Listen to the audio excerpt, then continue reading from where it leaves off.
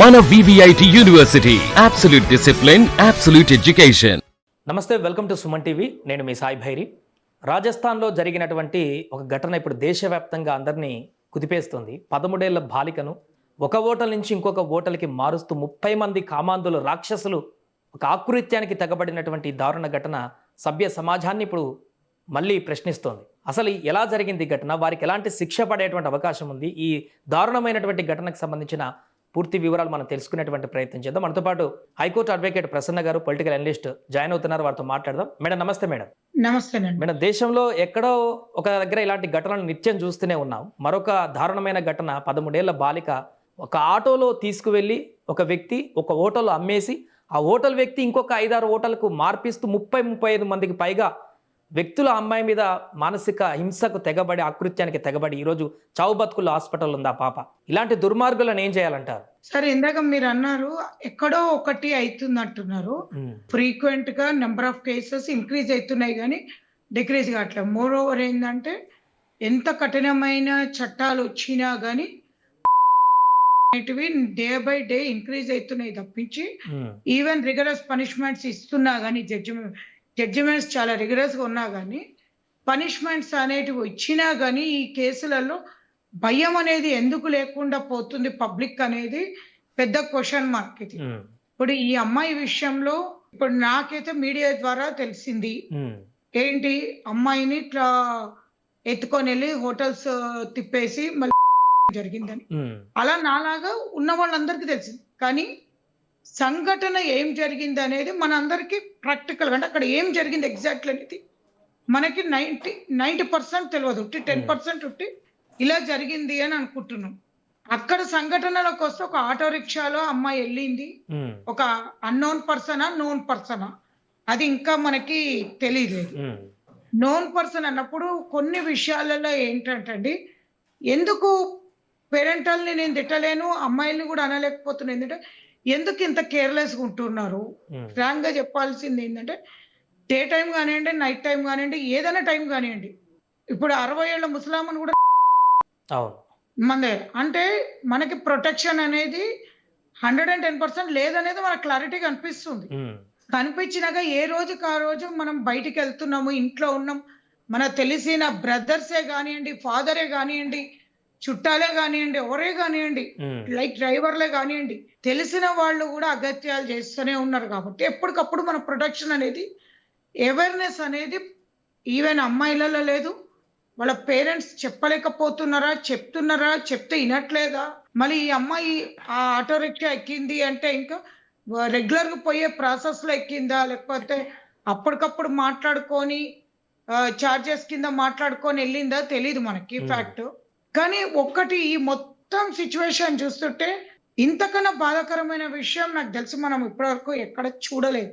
అంటే మేడం ఒకటి మాత్రం క్లియర్ మేడం, ఇక్కడ ఒకటి ఏంటంటే మనం చాలా ఘటనల్లో ఎక్కడైనా అంటే అమ్మాయిని ఎవరైనా తీసుకువెళ్ళినప్పుడు నిర్మానుష్య ప్రదేశంలో ఎవరికి తెలియకుండా అలాంటి ప్రాంతాల్లో చేస్తుంటారు. కానీ ఇక్కడ పబ్లిక్ ప్లేస్లో, హోటల్స్లో నిత్యం అక్కడ ప్రజలందరూ కూడా తిరుగుతున్నటువంటి ప్రాంతంలో, అది కూడా 5 హోటళ్ళను మారుస్తూ, అంటే ఇంత వ్యవస్థలు ఉండి 5 హోటళ్ళు మారుస్తూ ఇంత ఆకృత్యాలు ఎంతమంది పాల్పడుతున్నా కూడా అక్కడ వ్యవస్థలు పసిగట్టలేదా? లేకుంటే అక్కడ ఏదైనా ఇంకేమైనా కుట్రకోణం దాగుందని అనుకోవచ్చా? Definitely sir. ఇప్పుడు నెక్స్ట్ నేను అదే చెప్తాం అనుకునే ఏంటంటే, సబ్జెక్ట్ ప్రతి ఒక్కరు చెప్తారు, ఈ అమ్మాయికి జరిగింది అన్యాయం అంటాము, ఇవాళ ఒక్కరోజు మేము చెప్తాము, దాని తర్వాత వెళ్ళిపోవడం కాదు.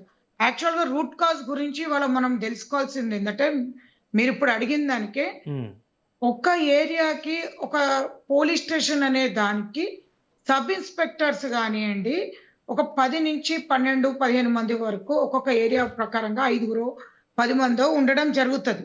అంటే సెక్టార్ కింద విడిపోయినప్పుడు వాళ్ళ జ్యూరిడిక్షన్ వచ్చి చాలా లిమిట్ ఉంటుంది. అంటే పెద్ద కష్టపడాల్సిన అవసరం లేదు. లైక్ ఒక 10-15 కిలోమీటర్స్ రేడియస్ కూడా ఉండదు. ఎగ్జాంపుల్ చెప్తున్నా, హార్డ్లీ 5 కిలోమీటర్స్ రేడియస్ వరకు ఒక ఎస్ఐకి ఉందా అనుకుందాం సెక్టర్. అంటే 5 కిలోమీటర్స్ రేడియస్ లో నీ రేడియస్ లో ఒక సర్కిల్ ఇన్స్పెక్టర్ చూడలేకపోతున్నారా, ఒక హెడ్ కానిస్టేబుల్ చూడలేకపోతున్నారా, పెట్రోలింగ్ వ్యాన్లు చూడలేకపోతున్నారా? ఇప్పుడు ప్రతి పోలీస్ స్టేషన్స్ కి లేడీ కానిస్టేబుల్స్ ఉన్నారు, షీ టీమ్స్ ఉన్నాయి. ఇన్ని మళ్ళీ ఇంకోటి కమిషనరేట్ కూడా చాలా దగ్గరలోనే ఉంటాయి కొన్ని పోలీస్ స్టేషన్స్ కి. తిప్పి కొడితే ఒక 10-15 కిలోమీటర్స్ దగ్గరలో ఉంటాయి, లేదు మ్యాక్స్ టు మ్యాక్స్ 20. ఇంత 20 కిలోమీటర్స్ వేసినా మన చుట్టుపక్కన ఏం జరుగుతున్నది అనేది మాకు తెలియదు అంటే దానంత లేరని మనం అనుకోవాలి. ఎందుకంటే మాకు తెలియదు అనే వర్డ్ వాళ్ళు అనకూడదు. ఏమంటే ఒక ఇంట్లో జరిగింది మాకు తెలియదు అంటే ఓకే, ఒక కాలేజీ లోపల 4 గోడల మధ్యలో జరిగింది అంటే okay some extent. But public place, అది కూడా పబ్లిక్ ప్లేస్ అంటే నీ అనేది రోడ్ కాదు, హోటల్ ఈజ్ ఎ పబ్లిక్. అక్కడ పోయేది వచ్చేది ఉన్న ప్లేస్ లో వీళ్ళు ఆ అమ్మాయి మీద ఏదైతే అబ్యూస్ జరిగిందో ఇమ్మీడియట్లీ వాళ్ళ కూడా ఇమ్మీడియట్లీ ఆ హోటల్ యాజమాన్యం కూడా ఇన్క్లూడింగ్ పోలీస్ వాళ్ళు ఉన్నారు. ఇన్క్లూడింగ్ మాకేం సంబంధం లేదంటే నెగ్లిజెన్స్, ఒక సామాన్య పౌరుడు నెగ్లిజెన్స్ డ్రైవింగ్ మీద ఎట్లయితే ఫైన్ ఉంటుందో ఈవెన్ పోలీస్ యంత్రాంగం మీద కూడా నెగ్లిజెన్స్ ఫైన్ ఉంటుంది కాదు, ఈవెన్ పనిష్మెంట్ కూడా ఉంటుంది. కొని తీసుకొని నేను అదే అంటున్నా, సంఘటన అయిన తర్వాత మీరు చేసేది ఏంటి? సంఘటన అయినాక మీరు పెద్ద షో ఆఫ్ చేసేది ఏముంది? అంటే పబ్లిక్ ని మేము వీళ్ళని ఇట్లా హింసిస్తున్నామని చూపించడానిక ఈ సమస్య. నేను అనేది ఏంటంటే మీ లిమిటేషన్, మీ ఏరియా చిన్న లిమిటేషన్. అంటే ఎగ్జాంపుల్ నేను చెప్తున్నాను, జూబ్లీ హిల్స్ ఏరియా ఉంది. జూబ్లీ హిల్స్ పోలీస్ స్టేషన్ కి ఒక 10 సబ్ ఇన్స్పెక్టర్లు ఉంటారు. 10 సబ్ ఇన్స్పెక్టర్లకి వాళ్ళ ఏరియాలో ఎన్ని నడుస్తున్నాయి, ఏ హోటల్స్ నడుస్తున్నాయి, ఎన్ని ఇల్లులు ఉన్నాయి, ఎంతమంది పబ్లిక్ ఉన్నారు, ఇక్కడ మా దగ్గర ఏం ఇల్లీగల్ గా నడుస్తుంది, లీగల్ గా నడుస్తుంది అనేది వాళ్ళదేదో స్టాటిస్టికల్ గా ఉండదా రిపోర్టు? అంత అంటే నేను అంటున్నా ఆ పోలీసులు కూడా లోపల. నేను ఏమంటున్నా అంటే ఇప్పటి నుంచే చెప్తున్నా, పోలీసులు నెగ్లిజెన్స్ చేస్తున్నందుకు యాక్ట్ జరిగినాక రియాక్షన్ అవసరం లేదు. యాక్ట్ జరగక ముందు ఎందుకు జరుగుతుంది ఇది?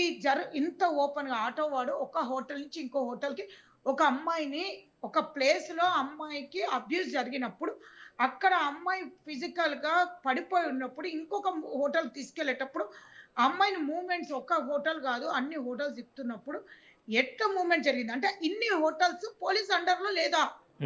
సరే ఒక హోటల్ సరే అనుకుందాం, ఒక హోటల్ ఇల్లీగల్ గా మాకు తెలియదు జెన్యూన్ ఉందనుకోవచ్చు. ఇన్ని హోటల్స్ సెంటర్ లో ఎట్లా నడుస్తాయి? 200%. ఇంకొకటి ఇదే పొలిటికల్ గా ఇప్పుడు రాజస్థాన్ లో కౌన్సిలర్ల నుంచి కార్పొరేటర్ నుంచి ఎమ్మెల్యే వరకు వాళ్ళు ఉంటారండి. వాళ్ళు ప్రతి ఒక్క దగ్గర తిరుగుతుంటారు కదా, పెట్రోలింగ్ తిరుగుతుంటది.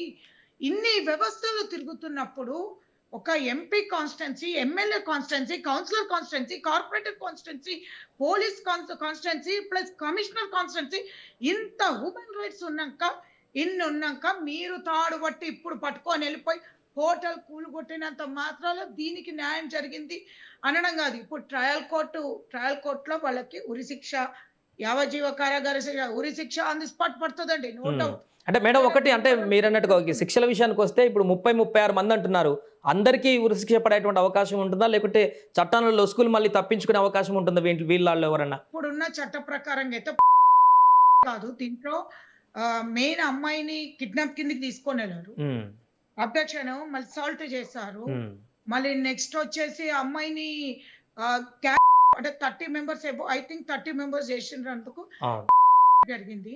దీంట్లో అందరిని ఇంకా కొంతమంది అబ్స్కాండ్ లో ఉన్నట్టున్నారు నాకు తెలిసి. వీళ్ళందరూ వీళ్ళకి బెయిల్ అనేది రాదండి, ఎట్టి పరిస్థితుల్లో బెయిల్ అనేది రాదు.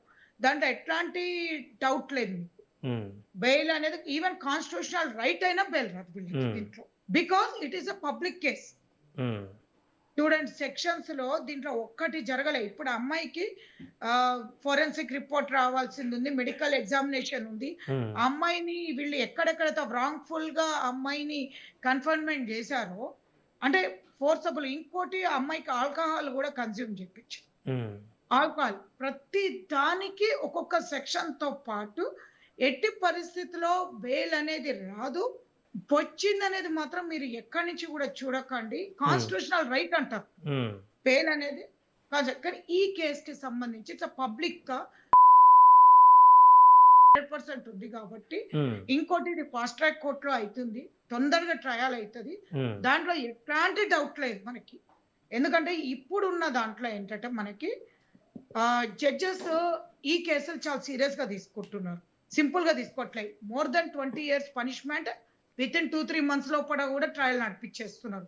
పెద్దగా దీని గురించి ఎక్కువ ఇది లేదు. అమ్మాయి వాగ్మూలం తీసుకుంటున్నారు, అమ్మాయి మెడికల్ ఎగ్జామినేషన్ 161 స్టేట్మెంట్స్ తీసుకొని ట్రయల్ స్పీడ్ గానే చేస్తున్నారు. ఎక్కడి నుంచి కూడా ఎగ్జామ్షన్ లేదు. ఎవరిని కూడా లుసుగులు లేదా ఏదైనా లూప్ హోల్స్ ఉన్నాయా చట్టంలో అనేది కూడా ఎట్లా లేదు. ప్రతి ఒక్కరి దగ్గర నుంచి వాళ్ళ ఒక మెడికల్ శాంపిల్స్ తీసుకొని టెస్ట్ చేస్తారు. కానీ నేను చెప్పేది ఏంటంటే దీంట్లో ఎవరైతే అంటే కాన్స్పిరసీ అంటే కుట్ర పన్నిండ్రు అంటే ఇప్పుడు ఇది కుట్రతోటి చేసినట్టే కనిపిస్తుంది. అమ్మాయిని ఒక నిఘా చేసిండ్రా లేకపోతే యాక్సిడెంటల్ గా చేసిండ్రా, ఒకవేళ యాక్సిడెంటల్ గా చేసినా ఇంకొక హోటల్స్ కి తిప్పుతున్నారు అంటే ఆల్రెడీ వీళ్ళ ప్లానింగ్ లో ఉన్నట్టే కదా. అవును, దాని వెనక ఏదో పెద్ద నెట్వర్క్ కూడా ఉంది అని చర్చ నడుస్తుంది మేడం ఇప్పుడు వాళ్ళ వెనకంతా. కూడా ఉంది దీంట్లో.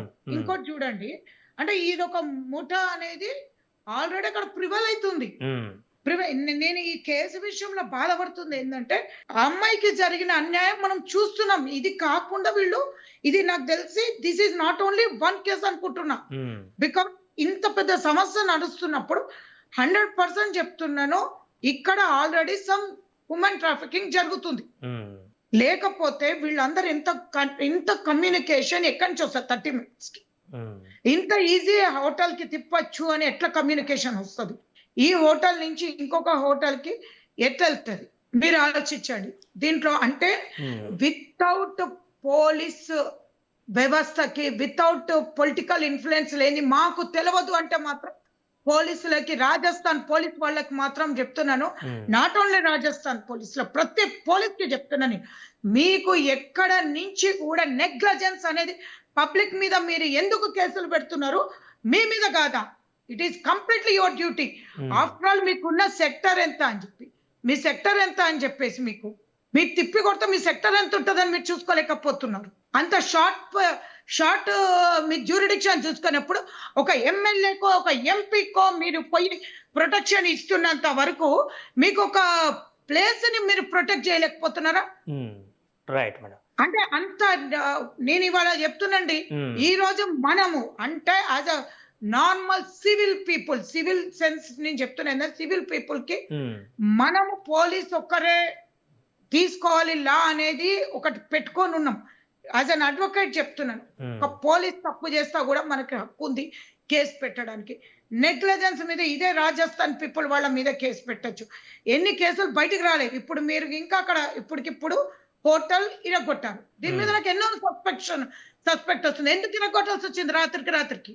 ఎందుకు ఇన్వెస్టిగేషన్ చేయలే హోటల్స్ లో? ప్రాపర్ ఇన్వెస్టిగేషన్ హోటల్ లోపలికి పోయి ఎన్ని ఐడి కార్డ్స్ ఉన్నాయి, వీళ్ళు ఆధార్ కార్డులు తీసుకుంటున్నారా లేదా, ఏం చేసిండ్రు, అక్కడ పోయి బెడ్ అన్ని ఎందుకు చెక్ చేయట్లేదు? దాంట్లో అసలు ఏం జరుగుతుంది? ఎవరు రికార్డ్స్ ఉంటాయి కదా హోటల్స్ లో, సీసీ ఫుటేజ్ కూడా ఉంటాయి కదా మేడం దాంట్లో, సీసీ కెమెరాలు చూడాలి. నేను అంటున్నా హోటల్స్ రాత్రి ఎందుకు మీరు మనుషుల మీద రియాక్ట్ కాండి, బిల్డింగ్ల మీద రికార్డ్ అంతా మీరు ఎందుకు ఎవిడెన్స్ డిమాలిష్ చేస్తున్నారు? ఎక్కడైతే ఎవిడెన్స్, ఎక్కడైతే క్రైమ్ జరిగింది, ఎక్కడైతే కల్ప్రిట్స్ ఉన్నారో దాన్ని ఎందుకు అబాలిష్ చేసారు? మీరు అంత ఇన్సిడెంట్ అబాలిష్ చేయాల్సిన అవసరం ఏమొచ్చింది వితౌట్ ఇన్వెస్టిగేషన్? సారీ, నేను అగ్రెసివ్ గా మాట్లాడుతున్నాను మీడియాలో.